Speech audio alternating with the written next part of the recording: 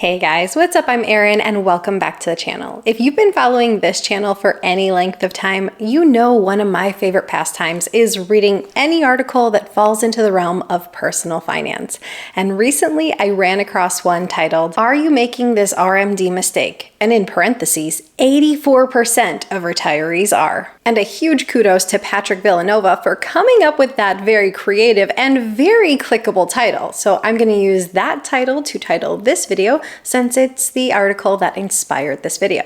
So more importantly, what mistake is he talking about? Well, in a recent study from JP Morgan Chase, who I actually discussed in a recent video because they made headlines when they discussed putting additional fees in their services for account types that traditionally have not had fees. I'll link that video here above and down below if you're interested in checking it out. But the reason they made headlines with this study was completely unrelated. This study looked at a group of retirees and how they utilized their retirement accounts. And the analysis found that the vast majority, 84% of the retirees who had already reached RMD age were only withdrawing the minimum. Further, 80% of retirees who had not reached RMD age were yet to take any distributions from their accounts. Admittedly, I do think these numbers are shockingly high, but before we dive further into this, I think we have to take a step back, look over the basics of these accounts and RMDs just in case you're not familiar. RMD stands for Required Minimum Distribution. It is the required minimum amount that the IRS requires that an individual withdraw from their tax-advantaged account at various ages. Most traditional individual retirement plans and any employer-sponsored retirement plans are traditionally subject to RMDs, the exception here being those of the Roth variety. They are traditionally not subject to RMDs, and it really comes down to taxes. Contributions made to Roth accounts are made with post-tax dollars, so money you've already paid taxes on. On the other hand, when it comes to traditional accounts, you put in pre-tax dollars, so money you have yet to pay any taxes on, and the money then gets to grow on a tax-deferred basis.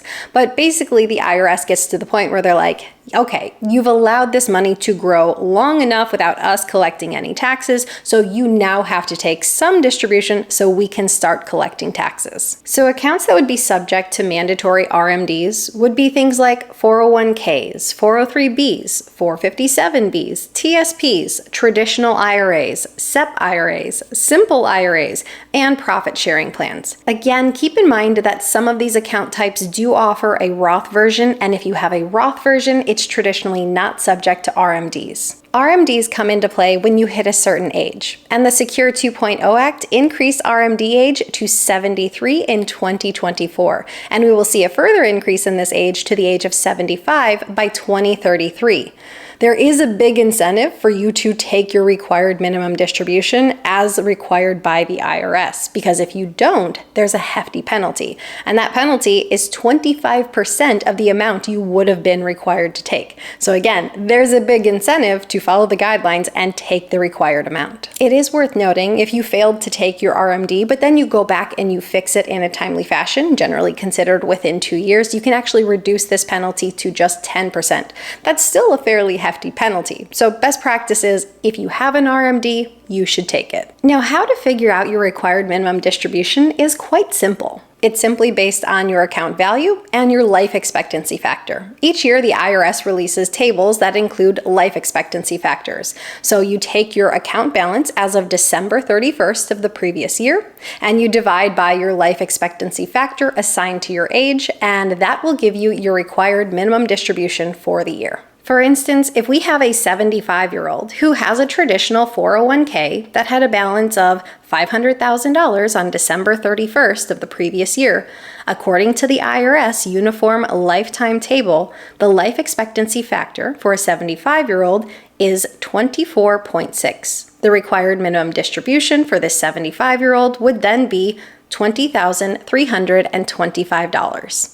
How the life expectancy factor works is as you get older, the number goes down, and this reflects an increased likelihood of passing away at any subsequent older age, but it also forces you to withdraw a greater percentage of your account as time goes on. Let's consider the previous example of the 75-year-old who's only taking the required minimum distributions from his traditional 401k.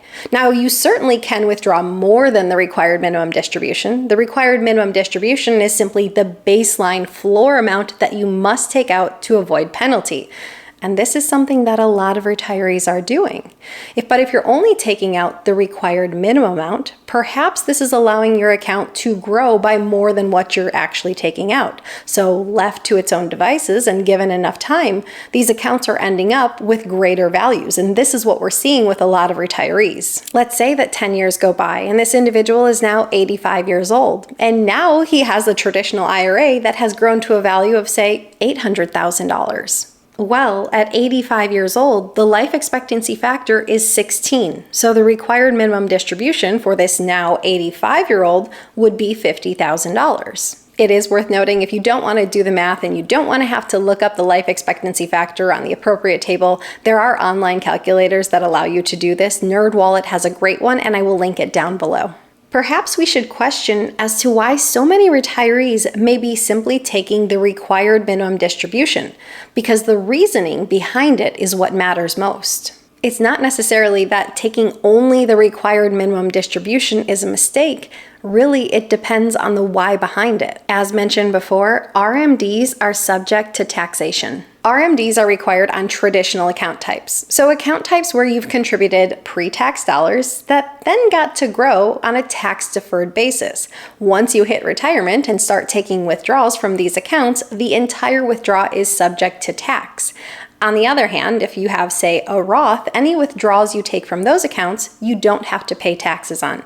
So part of the incentive behind taking only the required minimum distribution on behalf of retirees might be a deliberate move. It might be an intention to keep their taxes as low as possible. Taking a large distribution, larger than perhaps, say, the required minimum distribution, could easily bump them up to a higher tax bracket. So if there's intentionality behind it, this could be a very smart tax move. If you happen to end up with traditional accounts that have very large balances, that can require a very sizable withdrawal, which can come with very sizable tax consequences. For many retirees, the goal of simply drawing an RMD may be to preserve their wealth as long as possible. For many savers and super savers, I think it can be a difficult transition going from saving for the future to spending, that natural transition that should happen in retirement.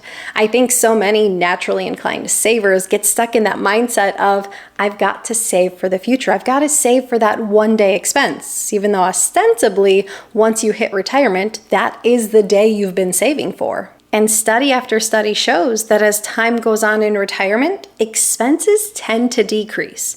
Yes, certain expenses like medical expenses may increase over time, but as a general rule, life expenses tend to decrease throughout retirement years. There's even that saying that your early retirement years are your go-go years where you're doing a lot of activities and perhaps a lot of travel. Then your mid-retirement years become your slow-go years where you start to slow down a bit. And then your later end-of-life years become your no-go years where perhaps age takes more of a hit and you do a lot less activities, and hence why life can get less expensive at this time. The required minimum distribution tables are not meant to be used as a retirement withdrawal strategy. If one is simply limiting their withdrawal amount to the bare minimum amount in an attempt to preserve as much wealth as possible for their future years, I think they're kind of missing the point of saving and investing. The point of saving and investing isn't just to accumulate the most amount of money possible, but rather it's to be able to fund the life you want. So there could be the concern that if a retiree is only limiting themselves to the required minimum distribution, they could be limiting the life that they get to experience. They could be shortchanging themselves out of something they've worked so hard and saved so hard for in an attempt to preserve wealth for the future. Yes, it's important to ensure that your savings can fund your entire retirement, but you don't want to build too many sacrifices into your life. You don't want to sacrifice more than necessary simply to just maintain a higher account balance. RMDs are not meant to be used as a retirement withdrawal strategy. Rather, you should be deliberate with your withdrawal strategy and base it on the lifestyle you want to live. Make sure that you're getting to use your money to its fullest potential. And also keep in mind that for most retirees, spending throughout retirement years does tend to decline. For many retirees, a traditional retirement account may just be one of many accounts that they can draw on as an income source. Maybe they have Social Security and Roth accounts and traditional brokerage accounts. And if that's the case, maybe keeping their withdrawal to that required minimum amount makes a lot of sense. Why would a retiree withdraw more and bump themselves up to a higher tax bracket or have to pay a higher tax bill than necessary? Legacy planning is often in the forefront of retirees' minds. What kind of legacy can this person leave behind to their loved ones? And by taking only the RMDs, the required minimum amount, they give this account greater potential to continue to grow and potentially leave behind a greater legacy. Also, for many retirees who were aggressive savers during their working years, they may find themselves in a higher tax bracket than their heirs. If that's the case, that can result in significant tax savings because if the heir is subject to lower tax brackets, they would have to draw these funds at a lower tax rate. So it really depends on the individuals involved to see how this situation would play out. And generally speaking, an heir would have 10 years to withdraw the funds from an inherited retirement account, which can allow them to spread out their tax burden. And while we're talking about this subject, it is worth mentioning if you pass on a Roth to an heir, they don't have to pay any taxes on the withdrawals from those accounts. I don't think strictly sticking to the RMD on a traditional account is always a mistake. I think it depends on the situation. It could be a smart strategic move. On the other hand, it becomes a mistake when it becomes a limiting factor in funding one's retirement. If the mindset is, I'm only going to allow myself to take out this specified RMD amount without considering my broader financial perspective and thinking I must limit my spending to just this amount, I think that's where a retiree ends up shortchanging themselves. Are you a current retiree? How do RMDs factor into your planning? Or are you still in the wealth accumulation phase? How do you think RMDs will factor into your planning? Leave your thoughts in a comment down below. I post new videos every single week. If you got anything at all out of this one, please give it a like. If you're new here, please consider subscribing. Or if you know of someone who might get something out of this type of content, please consider sharing. I'll see you soon. Bye. If you've been following from JP Morgan Chase, most traditional factors. The IRS releases life expectancy, releases tables